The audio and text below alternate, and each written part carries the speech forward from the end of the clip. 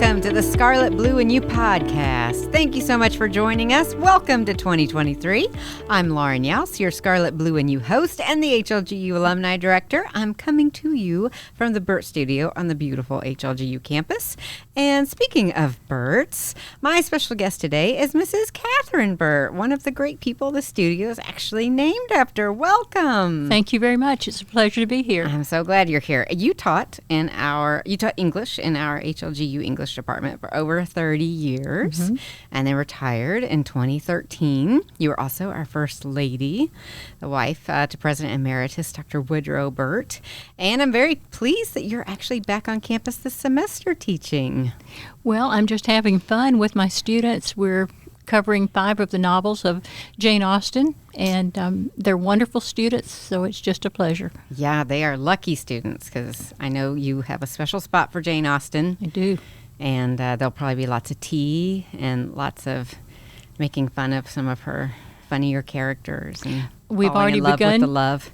Yes, we've already discussed Mr. Collins a little Excellent. bit, and we'll do more of that. And there will definitely be tea and scones involved in the Excellent. semester. Doesn't he just loves a good boiled potato? Oh, it does.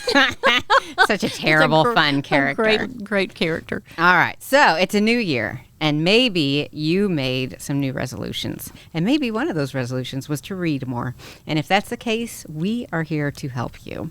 We are excited to bring back the Burt Youse book list for 2023. I'm giving you a drum roll if you can't hear it. I got it on the table. So we did this last year. It was so much fun, so we're bringing it back for 2023. Mrs. Burt, would you like to begin with your 5 books? Yes, I will, and I'd like to say that there is really no better way to spend time than talking books with Lauren Youse, because she is a scintillating reader, a discerning reader. She always gives me great suggestions, and we just like to talk about books. And now you can see why Mrs. Burt is my most frequent guest on the podcast. Well, we just come here to have fun, don't we? That's right. Kindred spirits. Yes. Well, as I have mentioned to you, the group of books that I have today to discuss, this would not be considered my usual reading fare. These are a little bit more intense and serious than what I normally do. So I've saved one at the end that's a little bit lighter, has humor and interesting personal stories and that kind of thing. But the first few books, if they have a theme, I would have to say that the theme is war, and not necessarily actual war, although 2 of them are set in the Second World War, but wars of different types, and we'll see about how that goes. The first book I'd like to mention is The Warsaw Orphan. It was published in 2021, and its author is Kelly Rimmer, who is a lady from Australia who has published about 9 novels. This book is actually a sequel to a book, The Things We Cannot Say, but it also stands alone because you can read it and enjoy it without having read the first one. Perfect. And I have not read the first one, but it's on my list because it can't be any more intense than this one. So the plot, this is a story based on a real-life heroine, a real woman during World War II who did what the lead character in this book does, and I'll discuss that in a second. This historical novel takes place in Warsaw, Poland in the 1940s, before, during, and after the war. It tells the story of 2 young people living in 2 drastically different parts of Warsaw during the Nazi occupation. Elżbieta Rabinik, who lives in a nice part of the city, is only 14 years old when the story begins. Now, she is very assertive and very brave and, frankly, very nosy, and these characteristics get her deeply involved in rescuing Jewish children who have been confined with their parents and their families within a walled section of Warsaw.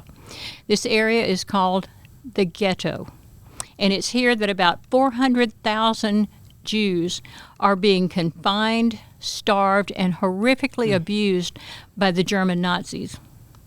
Besides Elżbieta, who is motivated to help by compassion and love for these families, the other leading characters, Roman Gorka, a 17-year-old boy who lives behind the wall with his Jewish family. Like Elżbieta, he wants to do something, anything, to help. But unlike Elżbieta, his strongest motivations are anger and hatred. especially. Understandably. And boy, as you read this book, very understandably. I knew that the Nazis did atrocities, but I had no idea the scope. I knew about the extermination of 6 million Jews, but many, many other innocent people, men, women, and children along the way. It was horrific. His strongest motivations are anger and hatred, particularly for the Nazis. Of course, the paths of these two young people meet, and they have to face the evil brutality of the Nazis, both together and separately. Every day, people in their communities are being rounded up, herded onto trains, and sent to work camps where they're being sent to the gas chamber and killed. Men, women, and children. This is not the kind of book I often read. I had to put it down a couple of times and leave it for a few weeks so that I could build up strength to come back to it, because it's pretty intense. And also there was news coming out of the Ukraine about awful things happening to families. The timing was rough. To be reading fiction and then seeing it in real life was pretty awful. So I wanted to say about this book, I do love this book. It's a wonderful read. I feel that I learned a lot from it. Though Kelly Rimmer is not noted as a Christian writer, there's a very positive thread throughout the book of prayer, particularly as it relates to Elzbieta, the young woman. She turns to prayer at many points, and at one crucial point in the story, she's joined by another character in a prayer, and the answer comes in a beautiful way. And I think Kelly Rimmer handled that theme very beautifully. In a way, she's contrasting the motivations of love and hate back and forth between these two characters and seeing how that turns out.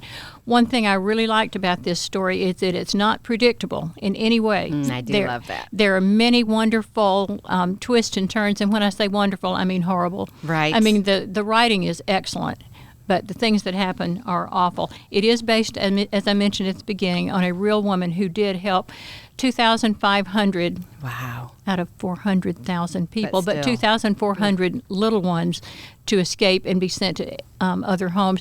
She kept immaculate records of who they were, who their parents were, and the families that were taking them to keep them safe. Sadly, the vast majority of the parents of those children perished right there behind the wall. In details that I will not share with you. What do I like about this book? Okay, first of all, it is very, very well written. I truly enjoyed her style. It gives great historical details that don't feel that they're just pasted in there. They're an integral part of the story. She has realistic and appealing characters who definitely change, which is one of the hallmarks of good characterization. They change as the result of their experiences. And even in all of the horror and loss that we see in this book, there are still strong themes of love and hope. So that's The Warsaw Orphan by Kelly Rimmer. Okay. All right. That sounds like a good one. I'll try to speed this up a little bit. No, you're good. Although now we have to talk about another World War II book. Excellent. And this is If I Were You. If I Were You. This was published in 2020. This is by Lynn Austin, who is an American Christian author who lives in Michigan. She has written many, many books, and she's received many Christie Awards for Christian fiction and is in the Christie Award Hall of Fame. Nice. This is also a story told in a kind of divided narrative. But in this one, it's not different narrators. We have a third-person narrator who is outside the story, but the chapters occur in different years. Oh, that's always fun. It is fun. Unless it's confusing. Kind if of it's confusing. done well, it's fun. I think she handled it well, but she didn't use chronological order. Okay. So you may have 1931, and then you may have 1948. So lots of pay things, attention. Pay attention. Many different years, and it's good to know what's happening in all the time periods. So this is a historical novel centering on World War II. It's set in England between 1931 and 1950. It's essentially the story of friendship and rivalry between two girls who grow up during this period. At the heart of the story is the fact that these two girls are from two completely different social classes. And as we know, historically, that has been an issue in English society. Social class is central.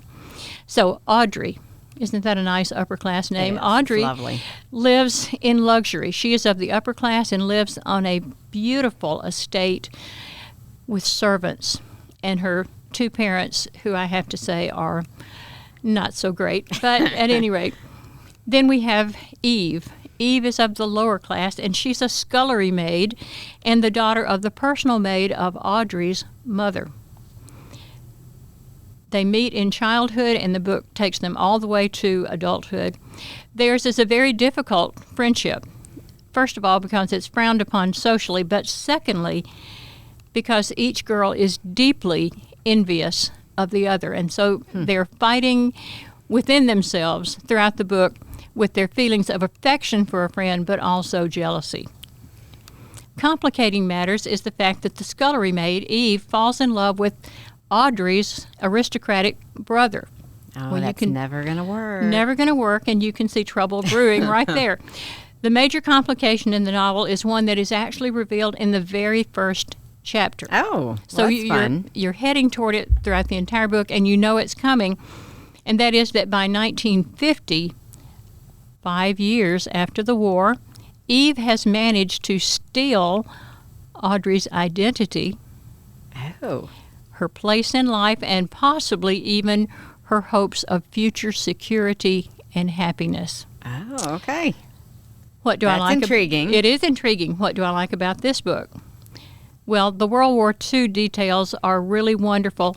These girls somehow even get involved in the rescue of soldiers at Dunkirk. Lovely. I mean, there's got a lot boat. Got a boat. I mean, literally, it was the That's family great. yacht, and they Good for them. get it down to where it's supposed to be. And I did like the two central characters, although I have to say they were both quite frustrating and could be ridiculously petty throughout the book, but they do change. And that's a good thing to watch the growth of their friendship. And I have to admit that I did like the Downton Abbey style of the environment and the insights about the lives of the aristocrats and the servants who work down below in the lower part of the house. So it was an interesting book. Good historical details, interesting characters, and I really enjoyed reading the whole thing. Yeah. Okay. That sounds good. All right. Friends, World War II. All right, so far we have 2 war books. Yes. Why would I include the English classic Wuthering Heights in a war book? In a war book Because it's really review? uplifting and happy. Oh, right. Sure. Sure it is. Well, Wuthering Heights was published in 1847. It's considered to be one of the greatest novels of the English language. So it has a high stature. Language. The author is Emily Bronte, who lived from 1818 to 1848. Oh, so this was one of her last. Well, she was 30 when she died. This is her book. Okay. So she published this not under her own name. She published it under the name of Ellis Bell, E.B., Emily Bronte, keeping her identity a secret. As you may know, she was a very reclusive woman who lived in the house with her father, her 2 sisters, and her brother Branwell, who was an artist and had a whole set of problems of his own, but we won't go into that. They lived in the Yorkshire parsonage, not far from the Yorkshire moors, which are a beautiful and yet wild-looking, abandoned sort of place. It's very beautiful. Right in front of their house, you can see it if you look out through their front window, was a graveyard. So if You've been to their front window. I have been to their front window. I've seen that graveyard. It's in a village called Haworth, and you have to take a main train, a smaller train, a bus, and then climb a hill to get there. If you really want to go. If you really want to go. But it's a fascinating place, and truly a good environment for writing a creepy novel. Do I dare to call the English novel masterpiece Wuthering Heights a creepy novel? Yes, I do. This is a story that covers 3 generations of the Earnshaw and Linton families. They live on the Yorkshire moors, and the central focus is the moody, brooding, Byronic hero, Heathcliff. He is deeply emotional, partly good, partly very evil, foster son of the Earnshaws. So here's where we get into our war theme, the war within. So he is partly good, partly bad. Heathcliff, did I say Heathkill? That's not good. Is that revealing something? No, absolutely not. Heathcliff feels mistreated. He has been adopted from Liverpool, brought home by his foster father, and the family does not treat him well. And he resents it deeply, and this sends him on an intense, lifelong quest for revenge. Okay. Complicating matters is that he has fallen in love with his childhood friend. His sort of sister. And sort of, adoptive sort of kind of sister. Not creepy at all. Not creepy, no. Catherine Earnshaw. And that love never dies, even though she marries someone else because she loves money and security more than Heathcliff. So the rest of the story is about love, loss, death, revenge, all of these very strong activities and emotions, and it's a gripping book. I have to say, I don't know of any book that has ever affected me as emotionally as this book. Oh. Even though I'm not sure at all that this is a love story. I think it's really more of a revenge story, but there is this love that Heathcliff claims will live beyond death. What do I like about it? I like the gothic feel of the story. There are ghosts in this story. Are they real? Are they not? You have to decide that. Is Heathcliff crazy? Is he not? Is he crazy? Is he not? I think he always has been, but who knows? But at any rate, it is a gripping emotional novel. Okay. The next two books are by the same author. And we get into another modern times book. The first one I want to speak about is a book called All Over But the Shoutin'. But the Shoutin'. But the Shoutin', and that's not shouting, it's shoutin'. This is a work of nonfiction. It's an autobiography published in 1999. The reason I read it is that my mother recommended it to me. In fact, she gave me her copy and said, I think you'll like this.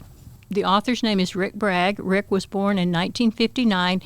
He is a Pulitzer Prize-winning journalist from, yes, Possum Trot, Alabama. Oh, no, not the Possum Trot. Possum Trot, Alabama, in northeastern Alabama. He's been a columnist for magazines and newspapers and has won 50 significant writing awards in 25 years, including awards for his columns in newspapers and magazines and 25 books that he's written. Wow, that's impressive.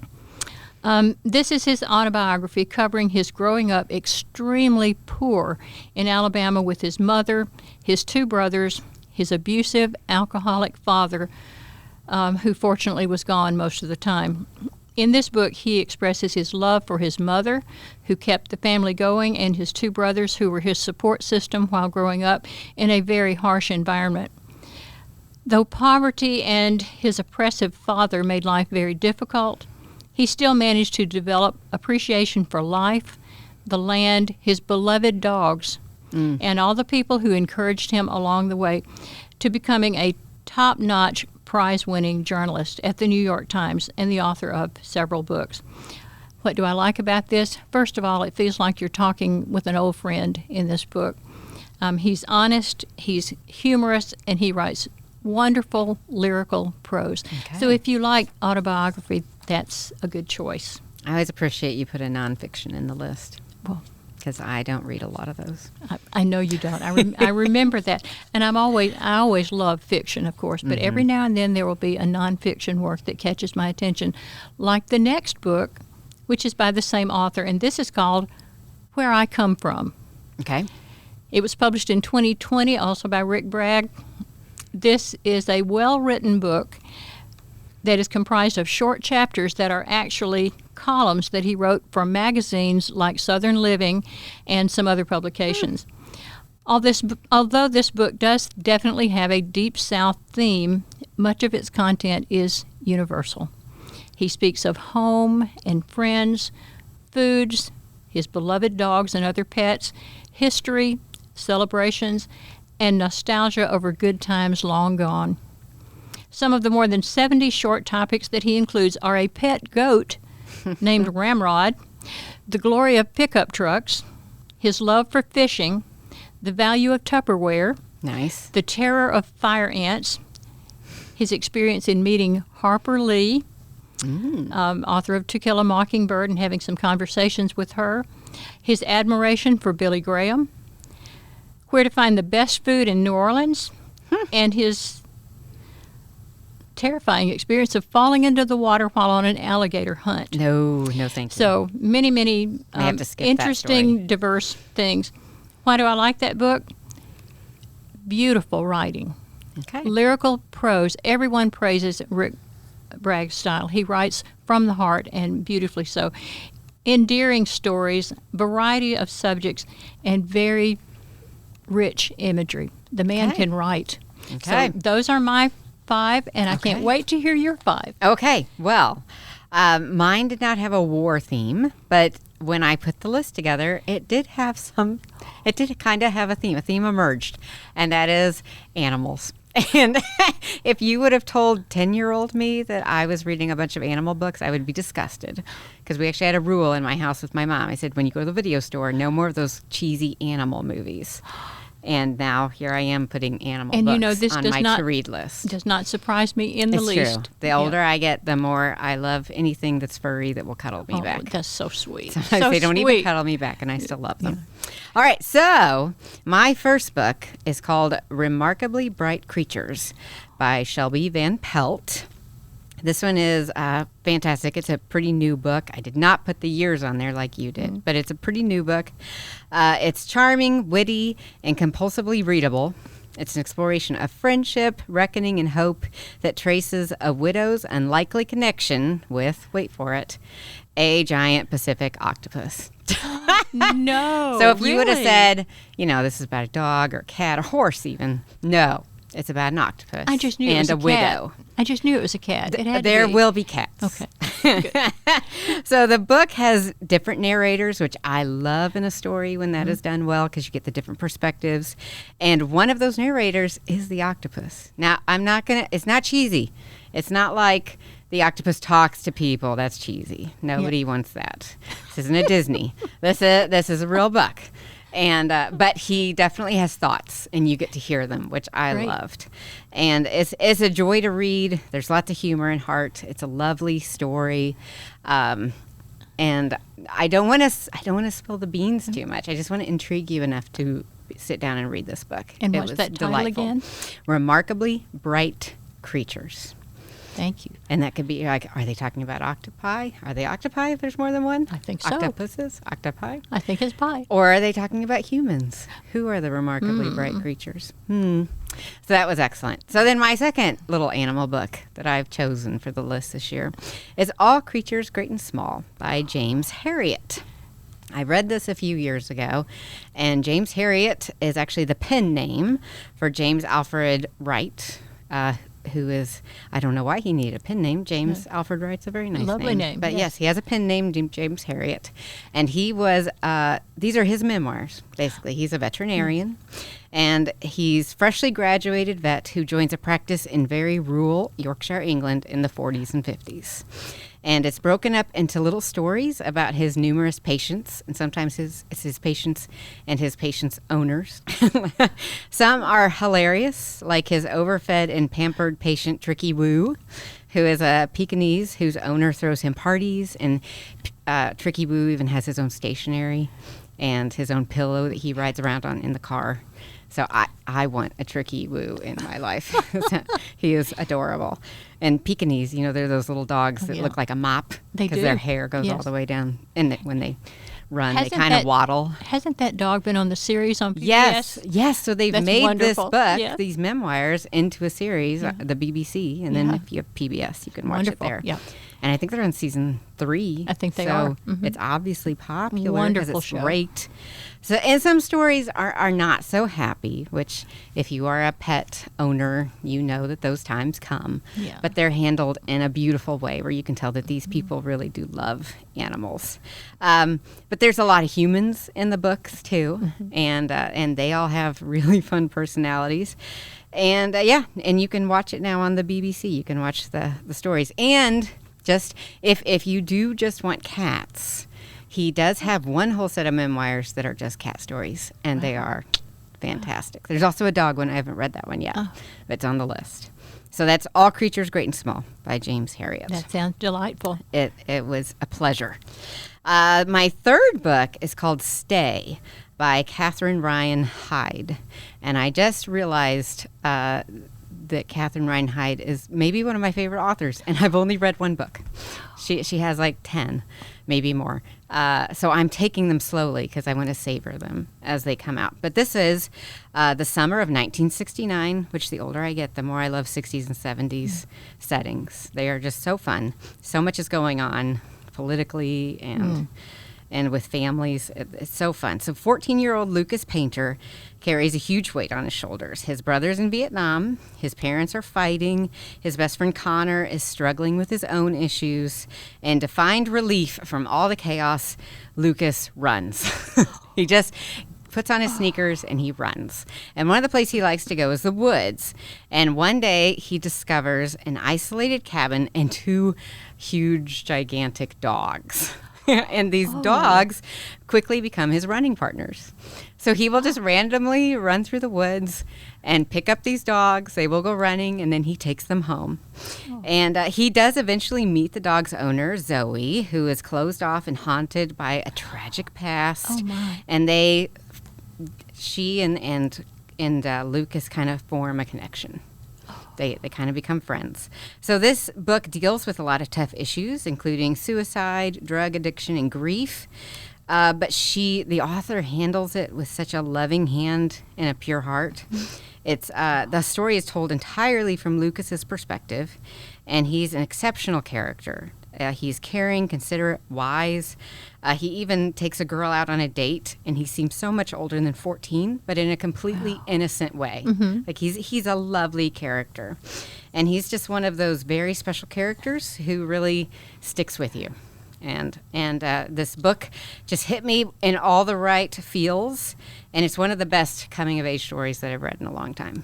Okay, and it has puppies. And it has puppies. That's a plus. I'm putting that mentally on my list right now. That sounds fabulous. Yes, I sold that one. Thank you. Okay, my fourth book, still an animal book, but this is the last one, I promise. And then I did a war book, because you have to have one of those.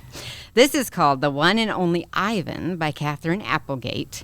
And this is actually a middle grade children's book. And it was recommended to me by my high school English teacher, who I still talk about books with on a regular basis. And she said, Lauren, you'll love it. It's about a gorilla, and you'll love it. So Ivan is an easygoing gorilla who lives at the Exit 8 Big Top Mall and Video Arcade. And when you think 50 years ago about zoos, how the animals were behind bars, this is Ivan. He lives in not one of those luxurious habitats, but more of a cage. And he doesn't know any different. He's okay with his lot in life, and he watches the humans. And so this novel is written from his point of view, so you get to hear all of Ivan's thoughts, and he even discusses things with the other animals. His life is pretty mundane until he meets Ruby, a baby elephant that's taken from her family in the wild, and she makes Ivan see their home with new eyes. And when Ruby arrives, change comes with her, and it's up to Ivan to make it a change for the better. So it's a very touching story. It'll rip out your heart, stomp on it, and then pick it back up and cradle it, because that's what silverback gorillas do. Is that not sweet? Okay, that's another one. I'm going to have to borrow it from Will. And I've read other Catherine Applegate books, and they are fantastic. There is one about an invisible friend who is a 6-foot-tall cat. I would recommend that, too. Oh, my, it's that fantastic. sounds good. All right, well, my last book is Lovely War by Julie Berry. And this one's really fun because it's World War I, World War II, and Greek mythology. What more could you want in a book? Well, that sounds like the whole deal right there. Right? Yep. So Hazel is a pianist, and James is a builder turned soldier. They meet in London dance in 1917 on the eve of his departure to the trenches of World War I. And then Aubrey is a Harlem ragtime musician, and Colette is a Belgian refugee who's lost everything in the war. They meet at a YMCA relief hut at the American training base in France. So you've got those two couples, and then you have Aphrodite, the goddess of love, and Ares, the god of war, meet for a secret tryst in a Manhattan hotel room, only to be caught and exposed by Hephaestus, Aphrodite's husband, who's very jealous, and he thinks he's caught them in the act. So the Greek gods have come to New York? That's right. Wow. For tryst. And hanging out, yes. So Aphrodite is kind of put on trial in a mock courtroom by her husband, and she spins the intertwined stories of both of those couples that I talked about earlier as of star-crossed loves in a plea to soften her husband's anger. So with the additional testimony from Ares, and you get to hear from Apollo and even Hades, who's the god of death, the gods' stories explore how far hope can reach into the abyss of wartime, destruction, and despair, and whether in a broken world there's still a case to be made for love. Oh, so it's fun because it'll get deep and intense, like you talked about with war books, and then you'll go back to Aphrodite and kind of have a lighter moment with the Greek gods. But it's beautifully written, and it's fun because it's all these different stories happening at once, and it takes you really through history. It sounds very creative. Yes, super creative. Now, very different. Of those 5 books, do you have a favorite? Oh, Mrs. Burt. Oh, I probably Stay by Catherine Ryan Hyde. Okay. It's one that I could probably go back and reread as often as I'd want to. Well, I'm going to read maybe all of those books. Excellent. Several of those books. I'm going to give some of yours a try, even though they're not fiction. Well, two are not fiction, but the others. Do you want to dip into the horrors of war? Or what am I feeling? Or something light and fluffy. Yeah, something light and fluffy. There's not much light and fluffy on today's list except the last one. But your book sounded wonderful. Thank you. Well, it's a good list, and we will post the list with the podcast so you can see the books and their covers and have the opportunity to find books. Hopefully, if you go to your library or Amazon or your local bookstore. So thank you so much for joining us today on the Scarlet, Blue, and You. It's always fun. Thank you. And we always have such a good time. We pray as you go out in 2023 that you make your resolutions happen and have a great, blessing, and prosperous year. And remember, please have a song in your heart, preferably the HLGU alma mater, and keep us on your mind. Thank you so much. Thank you.